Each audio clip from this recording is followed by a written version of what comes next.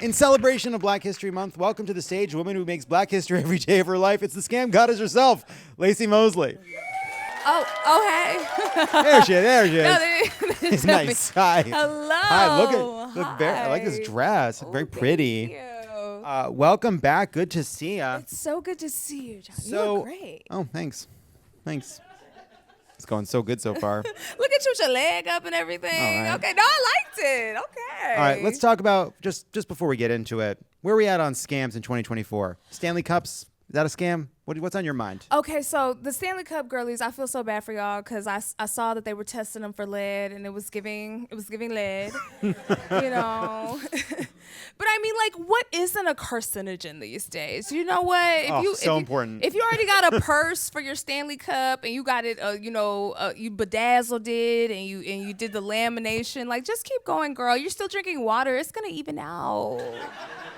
There's sometimes you'll like. I feel like in California, there are so many things, there's so many places and things, like Trivial Pursuit style, labeled, hey, FYI, somewhere here, carcinogens. And it's like, How am I supposed to live in this place? How am I supposed to move through the world? What am I supposed to do with this information? They just this let parking you know. garage has just letting you know, this parking garage, well, okay, should I not go to this hospital? I lived in a building at one point in LA that the elevator said it had carcinogens in it. And I was like, well, to the third floor we go. Like, what am I going to do? Yeah, what are we going to do? Then Stanley Cups, and again, I don't care about these cups, but the company said, like, we put out a statement saying, no, like, lead is just involved in the process, and actually the lead is underneath the inside, so you'll never see the lead. The lead's just like, don't even worry about the lead. And I'm like, on the one hand, sure. On the other, okay, I find it hard to believe you couldn't figure out how to do this without lead. Like, it needs lead. You can't get this done. You can't make a cup in 2024 that, like, I understand why Benjamin Franklin couldn't do it. I understand why he thought he needed lead to make cups. Why do you, Megacorp, need lead? They just need to rebrand and be like, yes, lead, okay? Yeah. And then they can make it classy because back in the Roman Empire days, like, they literally, like, rich people would have the worst diet. So they would put lead in everything. They would put lead in their water. They would put lead in their wine. They would eat the fattiest meats. And then all of the, like, serfs and poor people would eat, like, vegetables and fruit and clean water and shit. So they just need to be like, you're living like a rich Roman. Get into it. It's kind. Lead. Yeah, lead. Hey, is life so good? Well, what if it had little dancing butterflies all the time because you're losing your mind because of lead? Lead the way, like lead the way. Yeah, I could do this for them. I could help them. Hey, do you think that Elon Musk is the right person to put stuff in people's brains?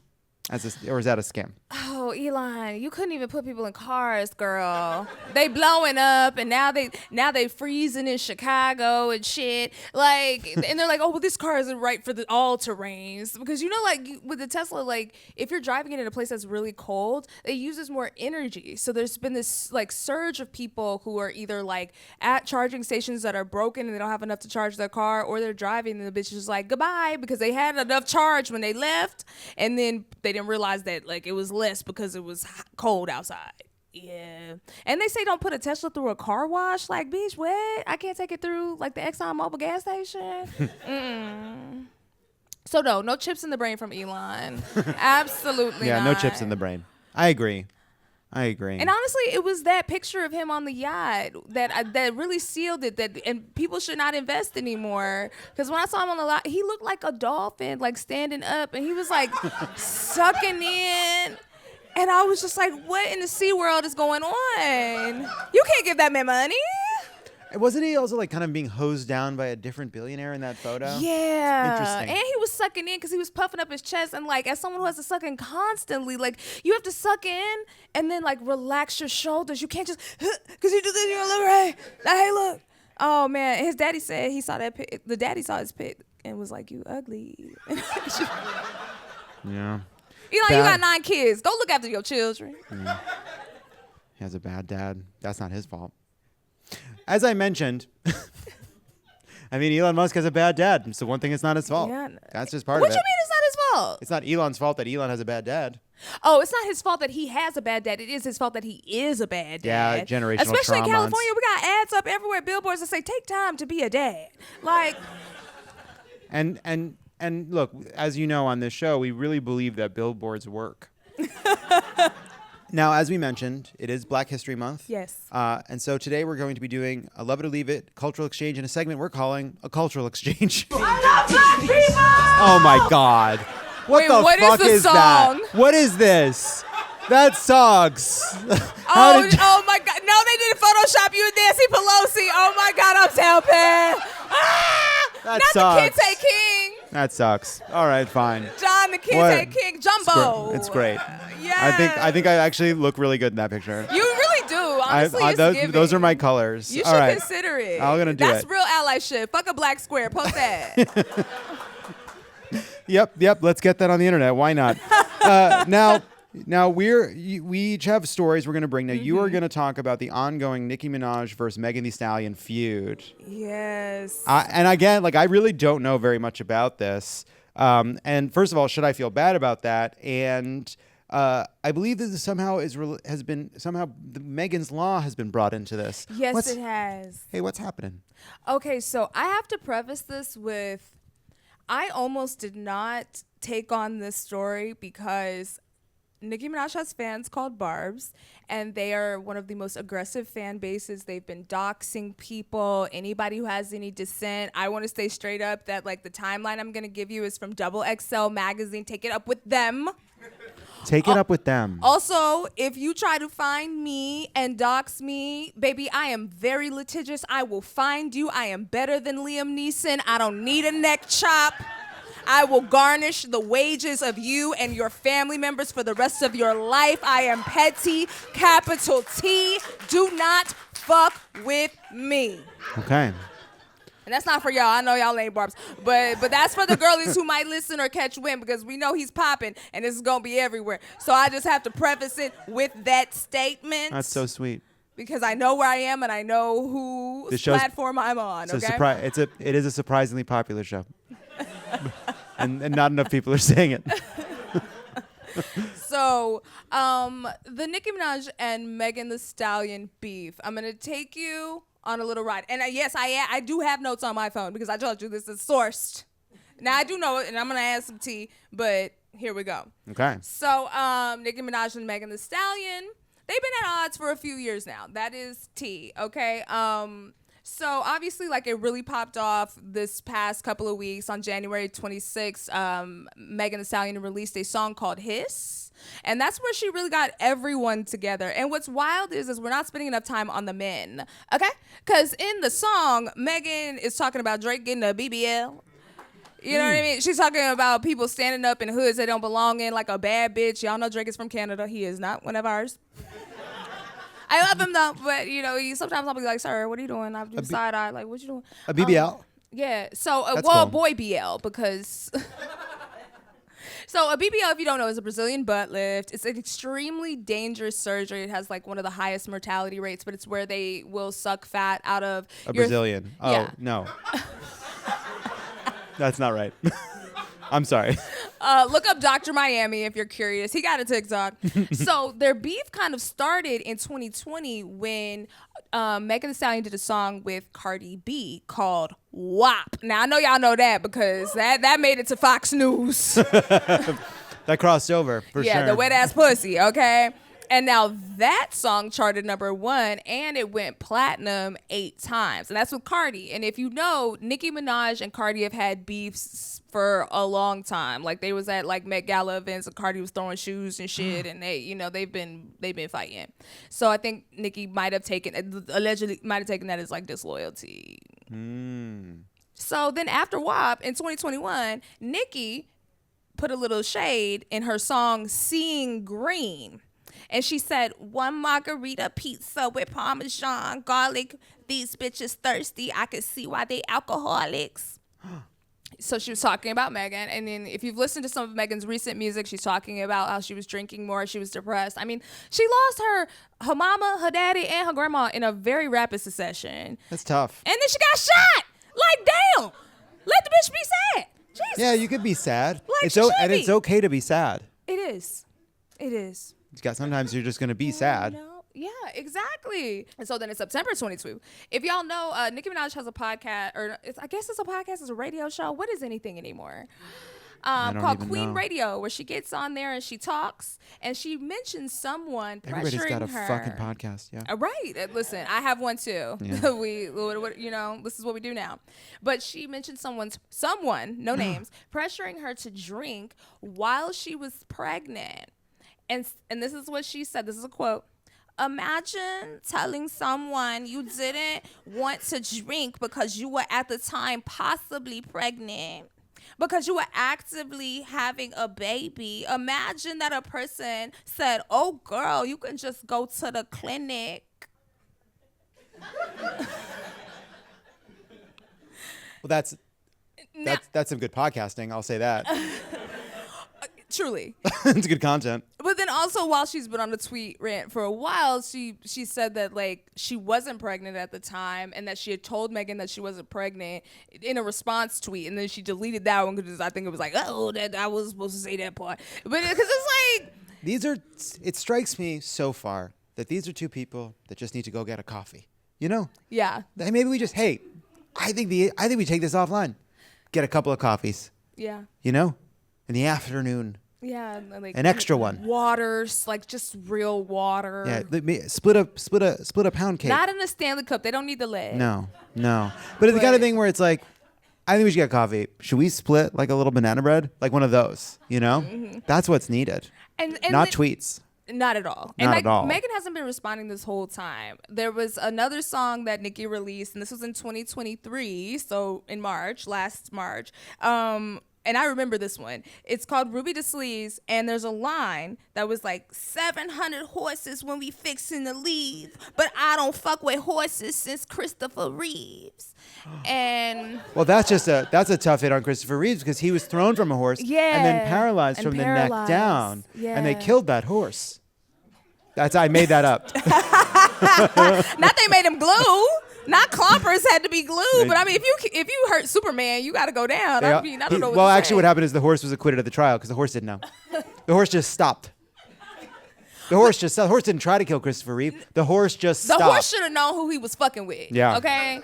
Like, you don't play with Christopher like that. But it's funny because her audience is so young now that, like, there was a concert that she was doing this line for. She was like, roll it back. I don't think y'all heard me.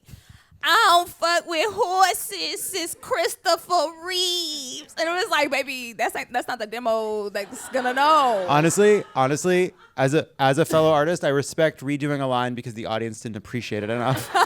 That's a really important spirit and energy to bring to performing, and I respect it immensely. Leaning in. But anyway, to speed this up, so she does some more diss songs or whatever, and then Megan came out with Hiss on January 26th, and there is a line in it that is really what sparked what has now reached national news. I was like, damn, now the white people are in it for real. Hence this segment. So Megan said, these hoes don't be mad at me. These hoes mad at Megan's Law. And so she's making a pun at, mad at Megan. They're mad at Megan's Law because if you don't know, which in California, like Megan's Law, Megan Kenka was unfortunately a young girl. She was 7 years old, and she was sexually assaulted and murdered by a neighbor in the neighborhood. And this person had been a convicted sexual offender, and there at the time was no way to like alert neighbors of like if somebody creepy nasty has pulled up on the cul-de-sac. And so her family and the law, they made this law, and turns out that Megan's father is like a racist Republican, so he was coming at Megan like, I don't appreciate you using this in here. But honestly, I thought it was great because one, the law is named Megan's Law. She's not taking a shot at this poor girl's fatality. But the Megan's Law shot honestly could have been for many rappers because a lot of them got some sexual assault things going on.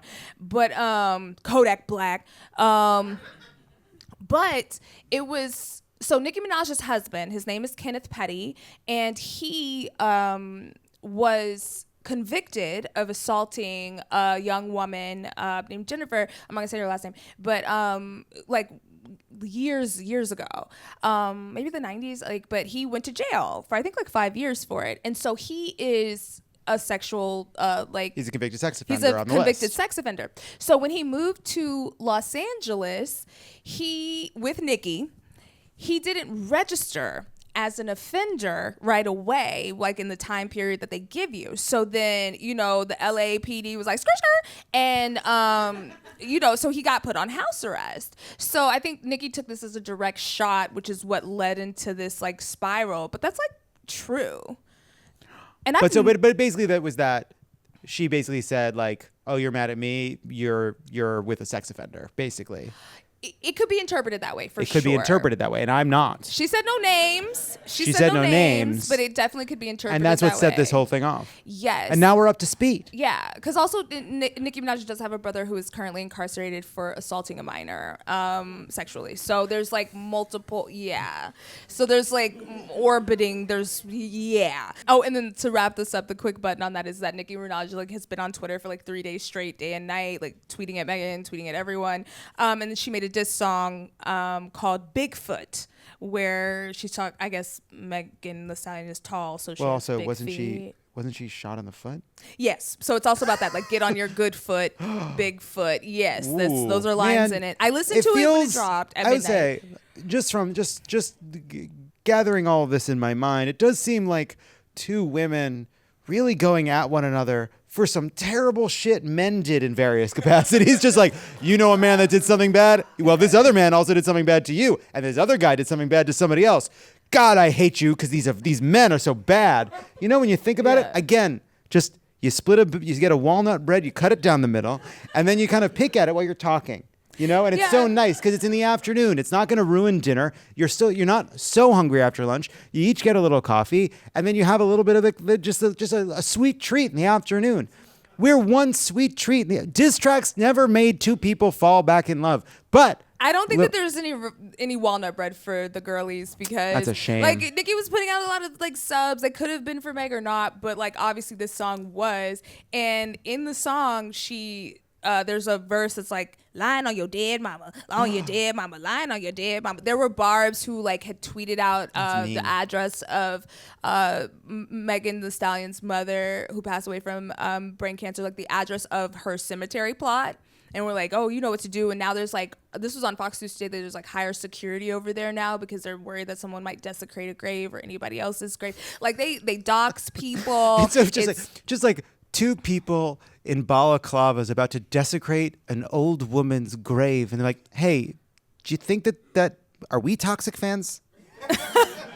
Are they, when they talk about toxic fandom, are they talking about us? Nah, I don't think so. Right. Let's go get that grave. Right. Let's go look up this person's information. Let's go get that rapper's mom's grave. Let's post this one person who put a video up on TikTok. Let's post their grandma's address on the internet. Like, why? It's just so toxic. And I mean, but that's not, I'm not going to say that that's Nicki's thing, that the fans though. But I will say, like, the end of the song, Bigfoot, it scared me a little bit because I listened to it when it dropped at midnight because I'm nosy. And at the end, it's like, you need to apologize to your mother. And if you don't, it's like it's just like a spoken word at the end. And I was like, I think I need to sage my house. Like, and someone even put it to, that scene in Scream where Drew Barrymore picks up the phone and is like, hello? Like, they put that on, like, you need to apologize. And it's like Drew Barrymore, like, oh my God. Like, it's scary. It was a little scary. One person goes inside and puts the order in, the other person gets the table. John wants y'all to have lunch. I'm not against it. Now, this wouldn't be an exchange if I didn't bring something to the table, and I don't have a winding tale of feuds and intrigue. What I do have is a single ad that I think is one of the most unhinged pieces of content I've ever seen in my entire life, and you'll understand why I view it. Let's roll the footage. It's Edie Falco from The Sopranos. Holding a block of cheese and a knife. Nurse Jackie.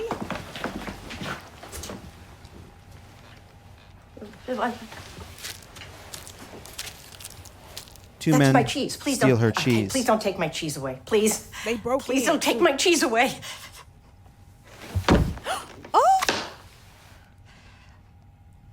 Please don't take my cheese away. Please. Can I please have my cheese? Please don't take it. My cheese. And I was gonna make pizza. With cheddar. Now it says on screen, cheese isn't your baby, but it robs a mother of hers. PETA, every animal is someone. This is going to play during the Super Bowl. I genuinely believe this ad is going to be responsible for the deaths of so many cows. Like, this ad is going to radicalize so many people. There are going to be people that are going to order fucking pizza and nachos because this ad's going to give them the idea. I hate this ad so much. Like, I can't think of something less persuasive than like Edie Falco. By the way, 10 out of 10, Emmy. Queen. Like, I want to see the movie. I want to know where the cheese went. I want her to be like Halle Berry because she's been in tons of movies where she loses her kid, losing Isaiah. You know, she always losing a kid. I want to see Edie fight for her cheese. She goes all the fucking way. She brings it. What was it like on that set? Like, Edie's like, I need to do one more. I'm there. No, it's going to be real. This one's going to be She's so like, don't fucking, talk to me. like, I'm in my cheese is my baby. My cheese is my baby. Yeah. Baby Bell. But the idea that like the during the Super Bowl, you're not putting this during Fleischman's in Trouble. You're you know, this is not airing during The Curse. This is airing during the Super Bowl. Like the nachos, wings, pizza event of the season, and you're going to be like, actually, don't just say that it's fucking crazy. Like, wrap it up. Okay. No, I love it, John. I love it. I'm so sorry. I think it's like, we know PETA are stunt queens. They love to give us a moment, and I live for it. It's such fun trolling. I'm still gonna eat cheese. I'm gonna dip my chip harder. I just think like, hey, there are great alternatives. You should maybe check them out. Not, you know. The goal is not to make people feel bad. Guilt the goal is is the way. They throw paint on people. They do weird ads. I don't think it's a very fun. good ad. I think Edie Falco is a national treasure. She is. Thank you so much, Laci. Thank you. Pre-order her book, Scam Goddess, Lessons from a Life of Cons, Grifts, and Schemes. And of course, listen to Scam Goddess. When we come back, we're talking love.